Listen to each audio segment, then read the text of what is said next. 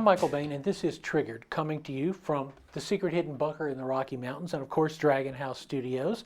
And yes, what you see in front of you is a classic scout rifle as defined by Colonel Jeff Cooper. It even meets the 6-pound weight, forward-mounted optic, magazine, powerful caliber, .338 Federal. It's built on a Ruger Frontier Action. This is the second part of our special look at general purpose rifles. And today we're going to talk a little bit about the general purpose rifles and some alternatives to the semi-auto. And there is no person better to do that than Ed Head at Gunsite. Ed, we have been talking here at Triggered about the concept of a general purpose rifle. And of course, Colonel Cooper's Scout rifle was very much in that vein. But in the climate we're in right now, which is a very scary political climate, a lot of people contacted me and said, we like semi-autos because they spray. You got a lot of bullets available to you. But what nobody has said to me is, hey, Michael, how should we be training with these rifles? So I thought that's a question I would bring to you because you're the person who trained me. Right. So we got a lot of people out there. We have a lot of new rifles, literally rifles people have purchased within the last month. Step by step, what do they need to do? Well, the first thing they need to do is understand how the rifle functions, how to load it, unload it, make it safe, carry it safely, all of those kinds of things. And then the second, probably most important thing is how are we going to zero it? How are we going to set it up? Does it have a scope? Do we need to zero the scope? Does it have a red dot? Does it have iron sights? At what ranges do we anticipate we might be using this?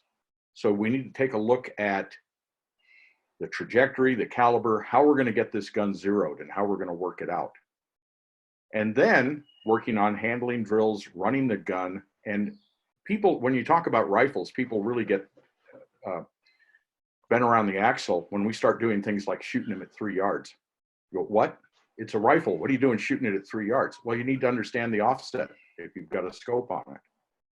The line of sight is above the barrel, and the gun's not going to shoot where you think it's going to shoot, depending upon how you have it zeroed.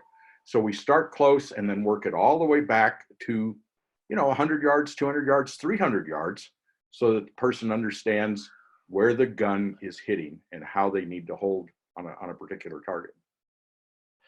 They're very, very good points. One thing I think that people mess up when they go to a rifle is, let's say their experiences with a self-defense handgun with iron sights, and their shooting is inside 15 yards, which you see that's typical with a new shooter. Mm-hmm. In which case the sights are more or less on. They may be a little left, little right, little up and down, but generally, as if you're working within that context, it's pretty easy to hit the target. But when you go to a rifle, even a rifle, you've got iron sights on your AR, and you say, well, yeah, the iron sights on my pistol were pretty close. That doesn't mean anything at all about the iron sights on your AR, and it doesn't mean anything at all if you put a red dot or a scope on it. Right. I'm amazed at the number of people with rifles who, when I say, how'd you zero at what distance, they look at me and go, excuse me? That's pretty common. Right. Well, and let's take the example of a 308. You were talking about you've been carrying your 308 around a lot lately. 223 308, as a matter of fact, the trajectory is surprisingly similar. I mean, surprisingly, it's very, very close. So we start off with something like a shooting at 25 yards. You're going to be 1.5 inches high at 25 yards. We're going to be zeroed again at 50, point of aim, point of impact at 50. Tiny bit low at 100, and back to zero again at 200. And what that means is if we set the rifle up like that, we can hold center on pretty much anything we want to hit within about a 6 or 8 inch circle, from right off the muzzle out to close to 250 yards. So we don't have to worry about holding high, holding low, doing anything like that. Aim center, press the trigger, you're going to get a hit. Let's also talk about the distance application of the rifle.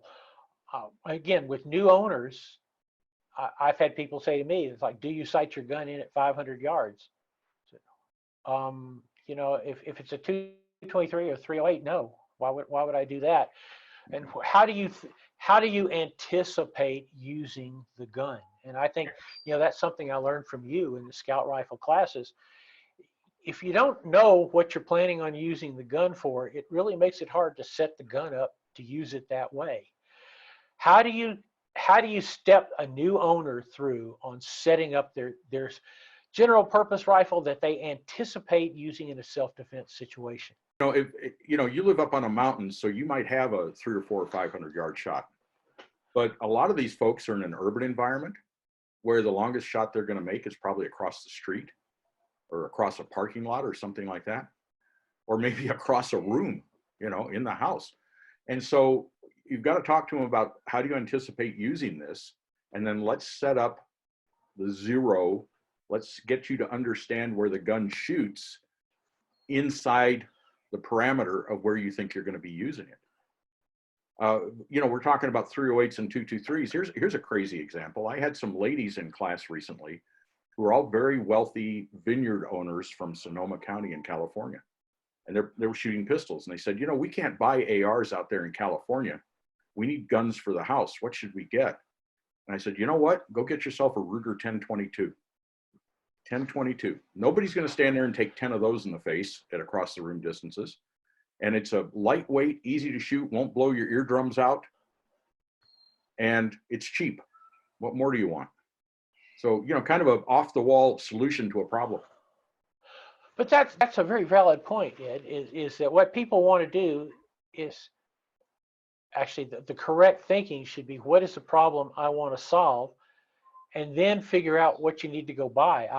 I've recommended 1022s. So I go back to Walt Roush, of course, our friend Walt Roush, the late Walt Roush. Yeah. A great line, he said, as an old copper, he said, nobody wants to leak. He said, my experience has been about the third hole. People are discouraged from going forward.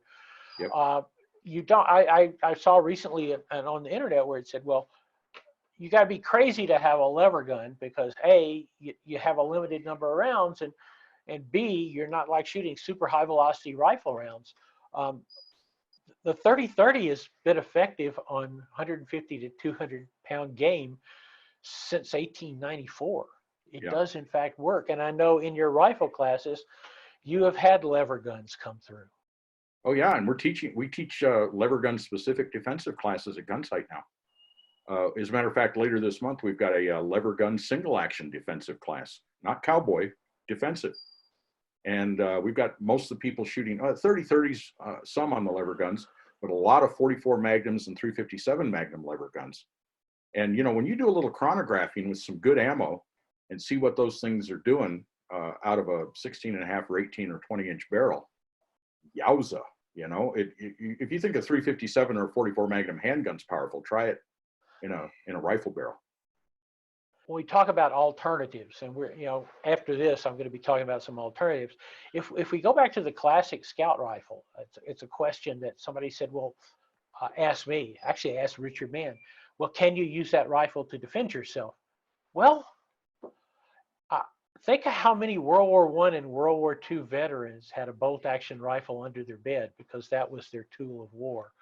But you've taught scout rifle for many, many years, and you've used it as an excellent defensive tool. How does one start thinking about a bolt gun in that context? Well, if you're shooting a powerful caliber like the 308, all it takes is one hit to solve your problem. If we're talking about a human adversary, a 308 anywhere on the body is probably going to put them out of action, period. They probably don't want to play anymore after that. So the whole idea about the scout rifle and the way we have the sights set up and the way we have it so handy to use is a very fast first round hit. Bam. And I think if you can do that, you can solve your problem. Now, people want to carry a high capacity gun with a big magazine because they think they're going to be in a John Wick situation. They're going to be fighting off, hordes of zombies and all that kind of thing. But that's pretty unrealistic in most circumstances. Even in a mob, like we have these riots now, you shoot one or two, everybody else gets the idea. You're not going to have to mow down 30 or 50 or 100 people. It just isn't going to happen. And if you get into a fight like that, you're probably not going to win anyway if you're all by yourself. So fast first round hits are where it's at. And if it's a powerful fight stopping hit, it's probably all you need. I don't know if you remember, but one of the early times out at Gunsite for shooting gallery, we were shooting 308 into gelatin blocks, ballistic Yeah. gel, and we shot a little low, and the essentially the shock wave that travels with the bullet, and it was on a 3/4 inch plywood table. The bullet didn't hit anything, but through the gelatin, but the shock wave delaminated the plywood and blew the leg off the table. Yeah. And after looking at that, you say, I don't ever want to be shot with anything that comes from a rifle that begins with a .3. Right. It's a compelling round. It certainly is. And like I say, a fight stopping hit is pretty well anywhere on a person's body with a 308. They are not going to be getting up and giving you a hard time again after getting shot with that. And before we wrap this up, give us a plug for Gunsite. How many? I have said repeatedly on everything I've done over all these years, if you want to learn how to fight with the gun, it's people like you at Gunsite that are going to teach them. So if you just bought your AR, Ed, what should they do? Well, yeah, come to Gunsite. Gunsite's a fighting school. We're not teaching people to compete. We're teaching people to fight. Yes, we have hunting courses, but primarily we're teaching people how to fight. And we've been around for about 43, almost 44 years now, and have developed a training methodology that will teach you to do that more effectively and more quickly than I think anywhere else you can try it. It's worth the money. It's worth the time. It's an investment in a life-changing experience, a life-changing experience. You walk away from Gunsite a different person with a different set of skills and a different mindset and a different ability to manage your environment. And you also now have a baseline with which to compare other training to. You can say, this is the baseline, Gunsite. And when somebody says something really interesting on the internet, you will be able to step back and say, I don't think that works. Yeah. In any case, as always, Ed, good to talk to you. I will be seeing you in a couple of 3 weeks, I think, which is it's going to be fun. Yep. Looking forward to it, Mike. It's been a while since I've been out there. I feel lost and alone. Well, we'll try to fix that soon. Ed Head from Gunsite, thank you very much. Thank you, Michael. Thank you, Ed. And when Triggered returns, I'm going to step you through some of my own alternatives, pros and cons. This week's Triggered is brought to you by Ammo Man, now offering $10 off any order of $150 or more with the promo code TRIGGERED. Tandem Cross, making good guns even better. Lipsies and their wonderful Guns of the Month. Lucid Optics, on target, under budget. And Franklin Armory, creating some of the most innovative guns in America. Welcome back to Triggered, where we're talking about the general purpose rifle and some alternatives. As Ed Head would say, can you use a traditional bolt-action scout rifle for self-defense? Absolutely. If you think about this, a whole generation of World War II vets kept some kind of bolt-action rifle under their bed or in a rack as a self-defense rifle. I know my father did. The rifle that he always kept loaded was a sporterized, which means really trashed up, version of a Swedish Mauser 6.5 by 55. Excellent gun, powerful cartridge. That gun was always loaded because my father believed in rifles. He certainly carried one in the Pacific. He knew what a rifle could do. But again, I'd like to reiterate the key points on using a bolt-action gun for self-defense is you must learn how to run the gun. And that means you've got to run the gun quickly. You don't take it off your shoulder. You run the bolt. Run the bolt. The first thing you think of, you fire the shot, you run the bolt. Quickly, all the way back, because you can short stroke a bolt. I've done that in a hunting situation and really screwed up. But you want to run the bolt back, run the bolt forward. You're always waiting for the next shot. You're going for the next shot. And I want to reach out especially to you guys who are hunters, because you're the hardest ones to train on that, the absolutely hardest ones. Because what you do is you go, bang, Did I hit it? No. What you do is you go bang. If it's standing, bang. If it's standing, bang. If it's standing, bang. Run the gun. You have to drill that into your head. And I have had African PHs say to me, what on earth are you trying to do? So no, the hardest thing to learn with a bolt-action rifle is to run the gun. So that's my key point.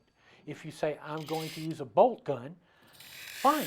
I have friends who have bolt guns under the bed, and they were powerful. It doesn't matter, actually. You know, what caliber you're in, 30-06, 308, even 223. If that's the only long gun you've got, then use it. So that alternative, and again, we want to just mention here this alternative. And for me, I am a lever gun guy. And so when you look at a lever gun, to me, you see an excellent alternative to a semi-auto for a general purpose rifle.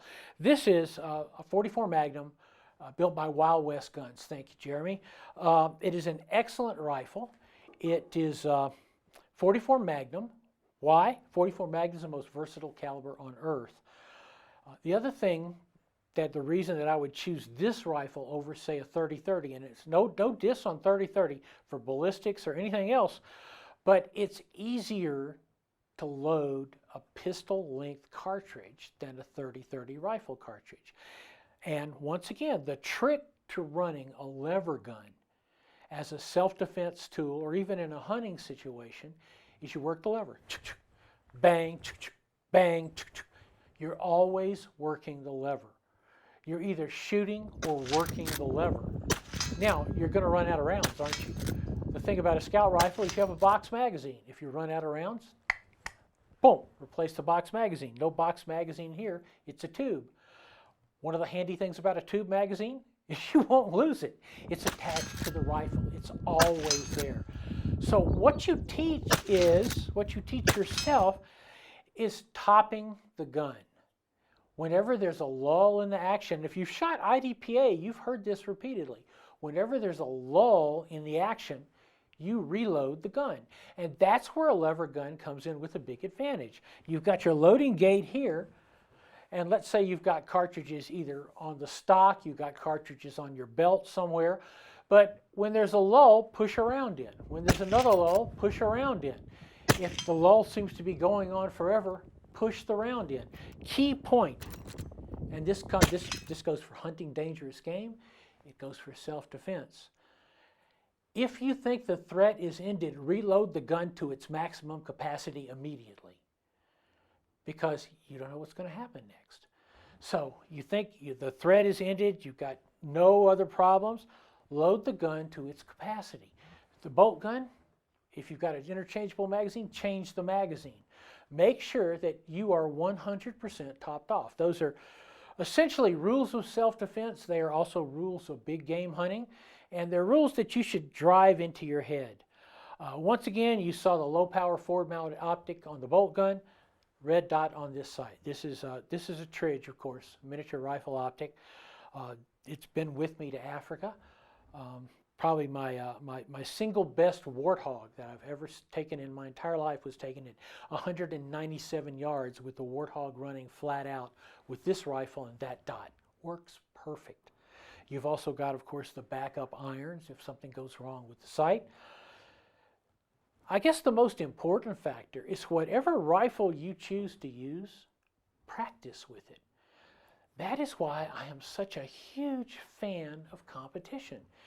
Every time you go out to the range, you're learning a little bit more about gun handling, and you're a little bit smoother. You want to know how to run a lever gun? Go to a cowboy shoot. Watch them and do what they do. Do what they do. Once again, it's on the shoulder. You're either shooting or you're running the lever. You're either shooting or you're running the bolt. So that's a quick crash introduction to general purpose rifles and their use within a self-defense context. I am Michael Bane. This is Triggered. You can find us on michaelbane.tv. You can find us on Facebook. You can find us on YouTube. And we will be back next week. And I hope I will be saying that the United States is a calmer, happier place.